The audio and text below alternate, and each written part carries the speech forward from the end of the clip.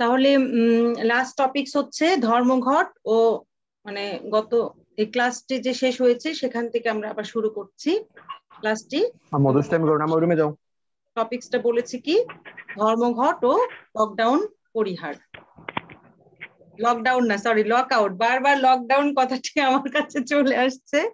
ঠিক আছে, এই লকডাউন কথাটা কিন্তু আগে জানতামই না। ঠিক আছে, লকডাউন মানে কি, এখন লকডাউন কথাটি মানে লক শব্দটি আসলেই ডাউন কথাটি চলে আসছে মুখে, লক আউট আর আসছে না। আচ্ছা, তোমাদের সেখানে আমি আলোচনা করেছি যে লক আউট কাকে বলে, তাই না, ধর্মঘট কাকে বলে। এরপরে লেখো 10 নম্বর, সেটি হচ্ছে গণতন্ত্র প্রতিষ্ঠা। তোমরা আনমিউট করো, আনমিউট করো। ম্যাম লক আউটটা ক্লিয়ার হয় নাই। লক আউট ক্লিয়ার হয়নি, একটু আনমিউট করো সবাই, যখন কথা বলবো তখন শুধু, সরি, মিউট করো, যখন কথা বলবো তখন আনমিউট করো। আচ্ছা, লক আউট সেটি হচ্ছে ধর্মঘট। তো বোঝো, ধর্মঘট হচ্ছে শ্রমিকদের দ্বারা সংগঠিত। আর লক আউট ঠিক একই জিনিস, সেটি হচ্ছে মালিক পক্ষের দ্বারা সংগঠিত হয়। অর্থাৎ মালিক পক্ষ কেন করে, মালিক পক্ষ প্রতিষ্ঠান একদম তালা বন্ধ করে ফেলে। সেটা তো তালার চাবি কার কাছে থাকে, মালিকের কাছে থাকে, শ্রমিকের কাছে থাকে? বলো, শ্রমিকের কাছে কি মালিক চাবি থাকে? চাবি কার কাছে থাকে? না ম্যাম, মালিক পক্ষের কাছে বা ব্যবস্থাপক পক্ষের কাছে। হ্যাঁ, চাবি থাকে হচ্ছে ব্যবস্থাপক বা মালিক পক্ষের কাছে। তো তারা যখন দেখে যে শ্রমিক পক্ষ কোনো বিষয় নিয়ে সংঘর্ষ করছে বা ধর্মঘট করছে বা আন্দোলন করছে, তখন কি করে, তাদের সিকিউরিটি নিশ্চিত করার জন্য, নিরাপত্তার জন্য বা তাদেরকে শাস্তি দেওয়ার জন্য কি করে, মালিক পক্ষ একদম প্রতিষ্ঠানকে তালা বন্ধ করে দেয়, কাউকে কাজ করার অনুমতি দেয় না। তো কেন এটা করে? কারণ এটা করলে কাজ তো মজুরি বেসিসে হবে, তারা আসলে কাজ করলে তো তারা বেতন পাবে, তাই না, বা মজুরি পাবে। তো তারা যখন মজুরি পাবে তখন কি হবে বলতো, তারা তাদের যে শ্রম ঘন্টা অনুযায়ী তারা পায়, কতদিন আসলো, তারা যখন অনির্দিষ্ট সময়ের জন্য প্রতিষ্ঠান যখন লক আউট করে দিবে মালিক পক্ষ, তখন কিন্তু সেই প্রতিষ্ঠানে শ্রমিক পক্ষ আর ঢুকতে পারবে না। এবং তারা যদি ঢুকতে না পারে তখন তাদের মজুরি, তারা একটু ইয়া করো, রাজীব, তুমি একটু মিউট করে দাও, শব্দ আসছে তো। আচ্ছা, তারা যদি কি করে যে তার প্রতিষ্ঠানে যদি ঢুকতে না পারে, তাহলে কিন্তু তারা মজুরি পাওয়ার জন্য কিন্তু দাবি আর করতে পারবে না। পারবে? যেমন চলতেছে আমাদের যে পাট কারখানাগুলো যেমন চলতেছে ম্যাম। হ্যাঁ হ্যাঁ হ্যাঁ। তো এই যে একটা খেলা, বুঝছো, একবার শ্রমিক পক্ষ ধর্মঘট শুরু করে, একবার মালিক পক্ষ লক আউট করে দেয়, এটা একটা মানে বলেছি না যে তাদের সম্পর্কটাই আসলে বিপরীত মুখের সম্পর্ক, দ্বন্দ্বের সম্পর্ক, যার ফলে কিন্তু এগুলো সবসময় সংগঠিত হতে থাকে। কিন্তু শ্রম যে শিল্প সম্পর্কের উদ্দেশ্য কিন্তু এই যে ধর্মঘট এবং লক আউট, এই দুটা জিনিসকে যেন পরিহার করা যায়, এগুলো যেন কমানো যায়, এটি কিন্তু মূল আরেকটি উদ্দেশ্য শিল্প সম্পর্কের। আচ্ছা, এরপরে তোমরা হচ্ছে লেখো গণতন্ত্র প্রতিষ্ঠা।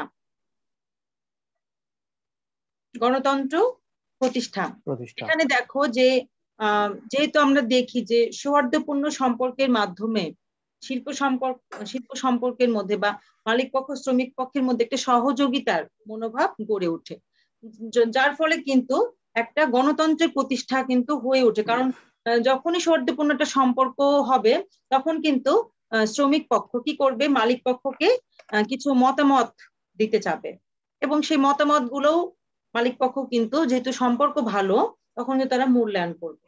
ঠিক আছে, তো এইটাই কিন্তু শিল্প সম্পর্কের আরেকটি উদ্দেশ্য, যে যখনই শ্রমিক পক্ষের কিছু মতামত মূল্যায়ন করা হয়, তাদের সিদ্ধান্ত কিছু নেওয়া হয়, হ্যাঁ, তখন কিন্তু একটা গণতান্ত্রিক পরিবেশ সৃষ্টি হয়, যেটি কিন্তু শিল্প সম্পর্কের আরেকটি উদ্দেশ্য।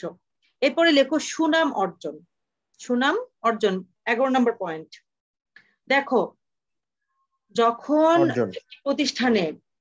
একটি প্রতিষ্ঠানের যখন মালিক পক্ষ এবং শ্রমিক পক্ষের মধ্যে খুব সুন্দর ভালো সম্পর্ক বিদ্যমান হবে, তখন সেই প্রতিষ্ঠান সম্পর্কেটা সুনাম চারপাশে ছড়িয়ে যাবে না, যে দেখো অমুক প্রতিষ্ঠানের কত সুন্দর সম্পর্ক, তাদের ওখানে কোনো লক আউট হয় না, ওখানে কোনো ধর্মঘট হয় না, কেউ আন্দোলন করে না, ঠিক আছে, কেউ প্রতিষ্ঠান ছেড়ে অন্য জায়গায় যায়ও না, যেটাকে কি বলা হয় বলো? তোমরা আজকে কয়েকটা জিনিস কিন্তু শিখেছো, শ্রম ঘূর্ণায়মানতা।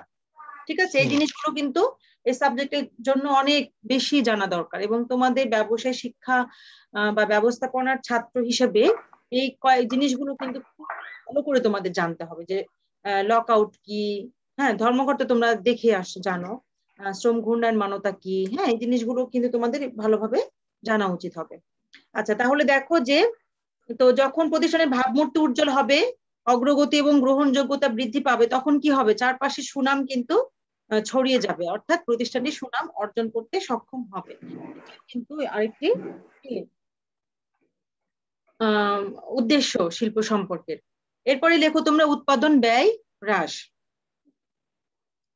উৎপাদন ব্যয় হ্রাস, তাহলে দেখো যে প্রতিটি কাজ যদি সঠিকভাবে যথাসময়ে করা যায়, তাহলে কিন্তু একটি প্রতিষ্ঠানের উৎপাদন ব্যয় হ্রাস পাবে, অপচয় কম হবে, অ্যাক্সিডেন্ট বা দুর্ঘটনা কম হবে। যদি মনোযোগ থাকে শ্রমিক পক্ষের, যদি কাজে মনোযোগ থাকে, ঠিক আছে, শ্রমিক পক্ষের যদি কাজে মনোযোগ থাকে তাহলে কি হবে? তাহলে অপচয় কম হবে না, অ্যাক্সিডেন্ট কম হবে না, যার ফলে কি হবে? পরোক্ষভাবে কিন্তু উৎপাদন ব্যয়টা হ্রাস পাবে।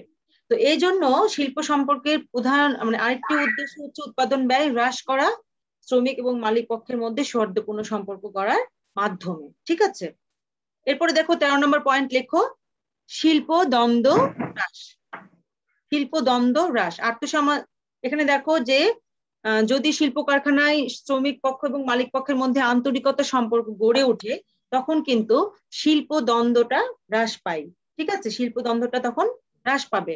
এবং 14 নম্বর পয়েন্ট লিখো, আর্থ সামাজিক উন্নয়ন, সোশিও ইকোনমিক ডেভেলপমেন্ট। এবং শিল্প সম্পর্ক ভালো হলেই কি হবে? আর্থ সামাজিক একটা উন্নয়ন হবে।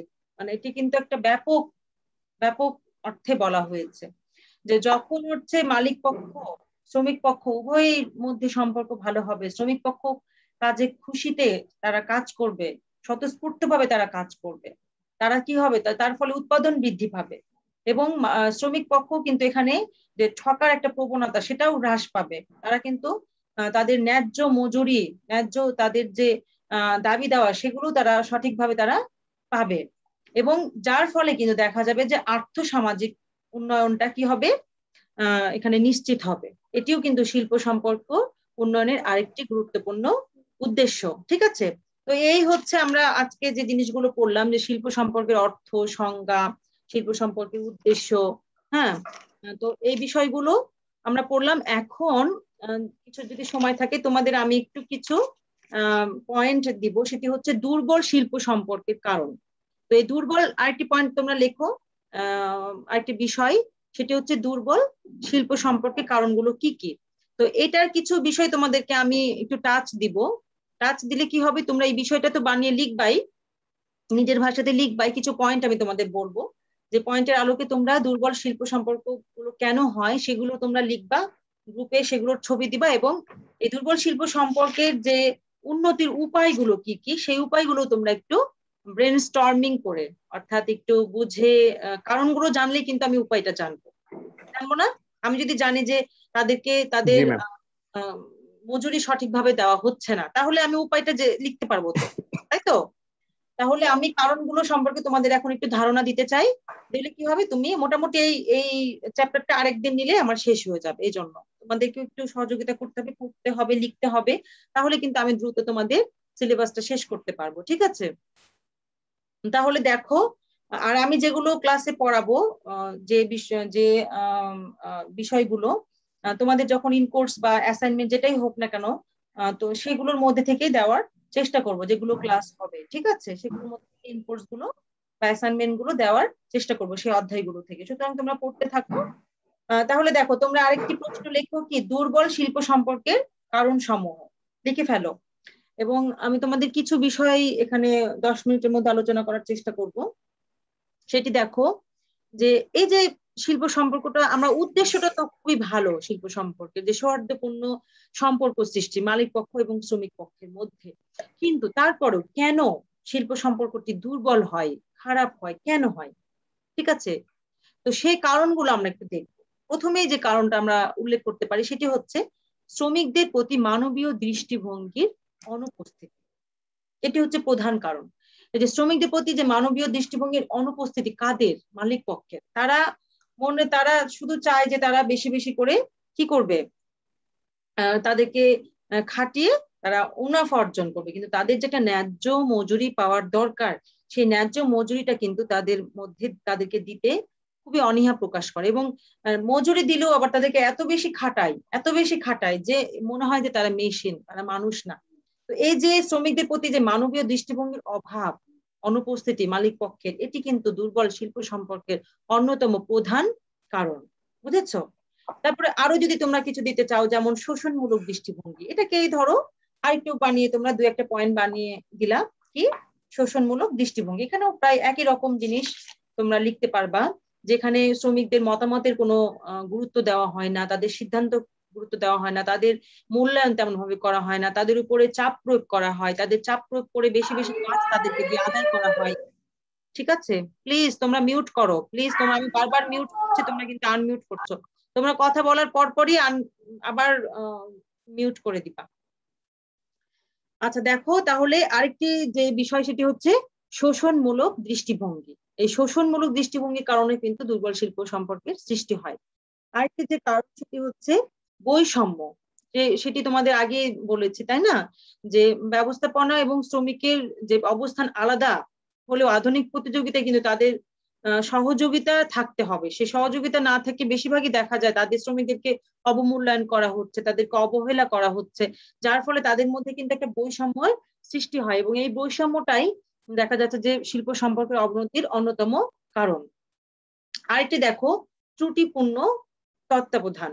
ঠিক আছে, এখানে হচ্ছে আমরা জানি যে কর্মীদের সুশৃঙ্খল ও সঠিকভাবে তত্ত্বাবধানের মাধ্যমে কিন্তু সফলতা কি করে, নির্ভর করে। সুপারভিশন যেটাকে বলে, মানে কর্মীরা কেমন কাজ করছে তাদেরকে ভালো করে সুপারভাইজ করা। যদি সুপারভাইজ শুধু দেখা না, কিন্তু তারা কোন জায়গায় কাজটা ভালোভাবে করছে না সেটা বুঝিয়ে তাদেরকে দেওয়া, এবং কিভাবে কাজটা করলে আরো ভালো হবে সেটিও বুঝিয়ে দেওয়া হচ্ছে সুপারভিশন বা তত্ত্বাবধানের আন্ডারে পড়ে। কিন্তু শুধু যদি বলে করো করো, এরকম হচ্ছে কেন, এরকম হচ্ছে কেন, এইভাবে শুধু তাদেরকে যদি বকা দিতেই থাকি, তাহলে কিন্তু সেটা ত্রুটিপূর্ণ তত্ত্বাবধান হবে, সেটা কিন্তু ভালো তত্ত্বাবধান হবে না। ঠিক আছে, এই ত্রুটিপূর্ণ তত্ত্বাবধানের জন্য কিন্তু দুর্বল শিল্প সম্পর্ক দেখা যায়। আরেকটি বিষয় তোমরা দিতে পারো, সেটি হচ্ছে সঠিক মজুরি কাঠামোর অভাব। অর্থাৎ দেখা যাচ্ছে যে মজুরি কাঠামো সরকার করলেও সেটি কিন্তু বাস্তবায়নও খুব একটা তেমন ভাবে হচ্ছে না প্রতিষ্ঠানগুলোতে। তো এই যে সঠিক মজুরি কাঠামোর একটা অভাব দেখা যাচ্ছে, এটির কারণেও কিন্তু শিল্প সম্পর্কটা দুর্বল হয়, যে যার যেমন ইচ্ছা সে তেমন ভাবেই কিন্তু প্রতিষ্ঠানে মজুরি দিচ্ছে মালিকের ইচ্ছা অনুযায়ী। কিন্তু একটা কাঠামো, প্রতিষ্ঠানে একটা কাঠামো অবশ্যই থাকা উচিত। হ্যাঁ, কারণ কি, আমাদের বেকারত্বের জায়গা, মানুষ কাজ পাচ্ছে না, সুতরাং সে প্রতিষ্ঠানে যদি মানে তাকে বলা হয় যে তোমাকে 5,000 টাকা দেওয়া হবে, তুমি নিয়োগ জয়েন করো, মানুষ তাতেই রাজি হয়ে যায়, যেহেতু মনে করে যে না, মানে nothing is better then something, তাই না? তারা মনে করে যে কিছু পাচ্ছে এটাতেই আমার হবে, কিন্তু এটা তো তাদেরকে দিয়ে মানে 30,000 টাকার কাজ করাইয়ে তাদেরকে দেওয়া হচ্ছে 5,000 টাকা। তাহলে কি হচ্ছে, এটা সঠিক মজুরি কাঠামোর অভাব হচ্ছে, অভাবের ফলে কি হচ্ছে, একটা দুর্বল শিল্প সম্পর্ক সৃষ্টি হচ্ছে। এরপরে দেখো চাকুরির নিরাপত্তা। তারা যে একটা ভালো শিল্প সম্পর্ক সৃষ্টি হবে কিভাবে হবে, সবসময় তারা মনে করে যে আমি একটু কোনো কথা বললে বা কোনো একটু খারাপ ভাবে, মানে যদি একদিন খারাপ হয়ে যায় আমার মনে হয় চাকরি থাকবে না। এই যে একটা তার মধ্যে একটা নিরাপত্তার অভাব, চাকরির নিরাপত্তার অভাব, যে আমি চাকরি চলে গেলে আমি আবার কোথা থেকে চাকরি পাবো। তো এই নিরাপত্তার অভাবের জন্য কিন্তু তাদের মন সবসময় একটু উদ্বিগ্ন থাকে, যার ফলে তারা ভালোভাবে কাজে মনোযোগ দিতে পারে না। ঠিক আছে, এটিও আরেকটি কারণ। তারপরে দেখো, কল্যাণমূলক সেবার অপর্যাপ্ততা। এটি কি কল্যাণমূলক কিছু বিভিন্ন সেবা আছে, যেমন ধরো পানি বিদ্যুৎ সুবিধা, তারপরে বাচ্চাদের স্কুল প্রতিষ্ঠা। ঠিক আছে, কিছু কল্যাণমূলক সেবা, অনেক কিছু সেবা থাকতে পারে, যে সেবাগুলো যদি মালিক পক্ষ শ্রমিক পক্ষদেরকে দেয়। অনেক অনেক প্রতিষ্ঠানে দেখবা যে আলাদা স্কুল গঠন হয়েছে, সেই স্কুলে কি হয়, বাচ্চারা পড়াশোনা করে ওই প্রতিষ্ঠানের মধ্যেই।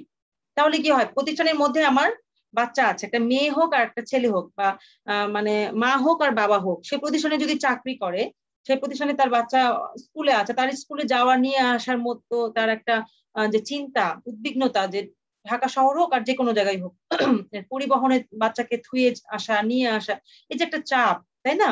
এই চাপটা কিন্তু যদি প্রতিষ্ঠানের মধ্যে স্কুল থাকে ভালো, তাহলে কিন্তু এই চাপটা মা বাবার থাকে না, যার ফলে তারা খুব মনোযোগ সহকারে ভালোভাবে কাজে মনোনিবেশ করতে পারে। ঠিক আছে? তো এরকম বিভিন্ন কল্যাণমূলক সেবা যদি দেওয়া হয়, তাহলে কিন্তু সেই প্রতিষ্ঠানের কর্মীদের মধ্যে একটা ভালো সম্পর্ক থাকে। কিন্তু এরকম সেবা না দেওয়ার ফলে কি হচ্ছে? দুর্বল শিল্প সম্পর্কের সৃষ্টি হচ্ছে। আর এটা দেখো যে শ্রমিক অভিযোগ পাশ কাটানোর একটা প্রবণতা থাকে মালিক পক্ষের। তারা মনে করে যে ওরা অভিযোগ দিচ্ছে, আচ্ছা দিক, এক কান্দে ঢুকায় আরেক কান্দে বের করে, এরকম একটা বিষয় থাকে।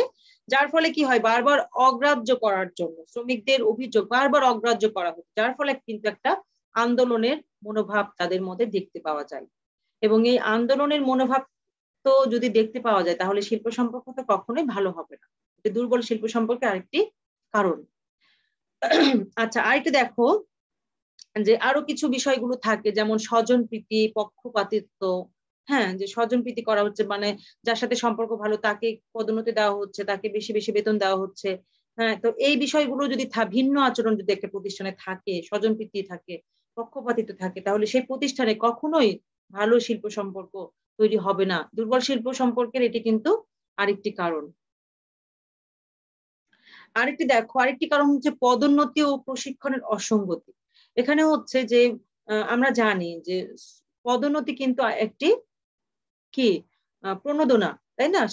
শ্রমিক বা কর্মচারীদের মধ্যে তাদেরকে যদি এক পদ থেকে পদের উন্নয়ন করা হয়, পদোন্নতি দেওয়া হয়, তাদের যদি প্রশিক্ষণের ভালো ব্যবস্থা করা হয় যেন তারা ভালোভাবে কাজ করতে পারে, তো এগুলো যদি করা হয় তাহলে কিন্তু সেই প্রতিষ্ঠানে অবশ্যই সম্পর্ক ভালো হবে, শিল্প সম্পর্ক। কিন্তু এগুলো না করা হলে কি হবে?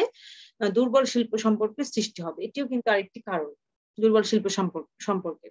তারপরে দেখা যাচ্ছে যে শ্রমিকদের মতামতের গুরুত্ব না নিয়ে সিদ্ধান্ত গ্রহণ করা হয়, অর্থাৎ দ্রুত সিদ্ধান্ত গ্রহণ করা হয় মালিক পক্ষ থেকে। শ্রমিকদের মতামতের গুরুত্ব দেওয়া হলো না, তাদের অভিযোগ অগ্রাহ্য করা হলো, তাদের সিদ্ধান্তটা মূল্যায়ন করা হলো না। ঠিক আছে? এগুলোর ফলে কি হয়? দুর্বল শিল্প সম্পর্কের সৃষ্টি হয়।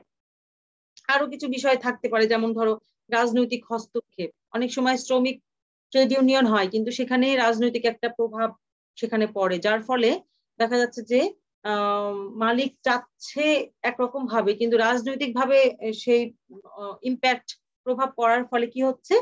যে জিনিসটা ভিন্ন গতি অন্যদিকে চলে যাচ্ছে। ঠিক আছে? যার ফলেও কিন্তু দুর্বল শিল্প সম্পর্কের সৃষ্টি হতে পারে যদি সেখানে রাজনৈতিক হস্তক্ষেপ পড়ে। তো মূলত এই এই জিনিসগুলোর মাধ্যমে তোমরা নিশ্চয়ই বুঝতে পেরেছো যে দুর্বল শিল্প সম্পর্ক কিভাবে হয়, কারণগুলো কি কি।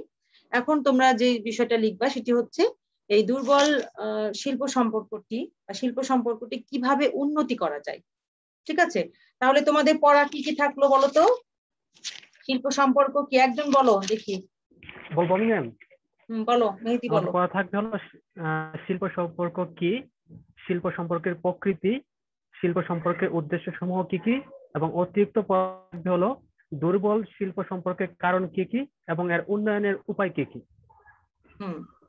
তাহলে তোমাদের পরবর্তী ক্লাস আসার আগেই এই বিষয়গুলো আজকে রাত্রেই তোমরা তো নিশ্চয়ই বুঝেছো। তোমাদের ক্লাস কি বুঝতে পেরেছো? বলো, আরেকজন বলো ক্লাসটি ভালো করে বুঝেছো কিনা। জি ম্যাম, বুঝেছি ম্যাম। আচ্ছা, তাহলে তোমাদের এই যে টপিকস গুলো দিলাম, এই টপিকস গুলো লিখতে কি কোনো সমস্যা হবে? না ম্যাম।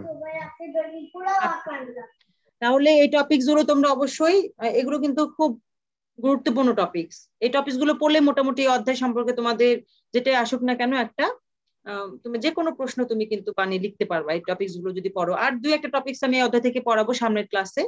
তো এখানে ক্লাসটি শেষ করছি। আশা করি তোমাদের ক্লাসটি বুঝতে কোনো অসুবিধা হয়নি, এবং এই ক্লাসটির রেকর্ড আমি ইউটিউবে দিয়ে দেওয়ার চেষ্টা করব। ঠিক আছে? তোমরা ভালো থাকো, সুস্থ থাকো। আর যদি কারো দুই একজনের কোনো প্রশ্ন থাকে তাহলে করতে পারো। সাকিব, কিছু বলবা? না ম্যাডাম, ধন্যবাদ আপনাকে। আচ্ছা ঠিক আছে, তোমার তো ম্যাম বাড়ির কাজ কতদিনের মধ্যে দিতে হবে? পরবর্তী ক্লাসের আগে। ও আচ্ছা, ধন্যবাদ ম্যাম। তোমরা একদম পড়াশোনার মধ্যেই থাকবা। ঠিক আছে? আর যে আজকে আরেকটি ক্লাস হয়েছে না, সেই ক্লাসটি করেছো? আমি একটা ভিডিও ক্লাস দিচ্ছি, আমরা দেখে নিব পরে। আচ্ছা, এর আগের যে এই ক্লাসটির ভিডিও দেওয়া হয়েছে, তোমরা কি সবাই দেখেছো? ভিডিও ক্লাসগুলো দেখেছো? ওগুলো পড়া দিয়েছো আমাকে? দাওনি? আমি কিন্তু এটা চাচ্ছি না। আমি চাচ্ছি যেদিনের ক্লাস সেদিন, আজকে 2টা ক্লাস হয়েছে, আজকের মধ্যে 2টা ক্লাস শেষ করবা, সেগুলো পড়াটা আজকের মধ্যেই তোমরা কি করবা, দিয়ে দিবা। ঠিক আছে? জি ম্যাম। ওকে, তাহলে আমি ক্লাস এখানে শেষ করছি। তোমরা ক্লাস পড়াগুলো অবশ্যই দিয়ে দিবা। ধন্যবাদ সকলকে, ভালো থেকো। ধন্যবাদ।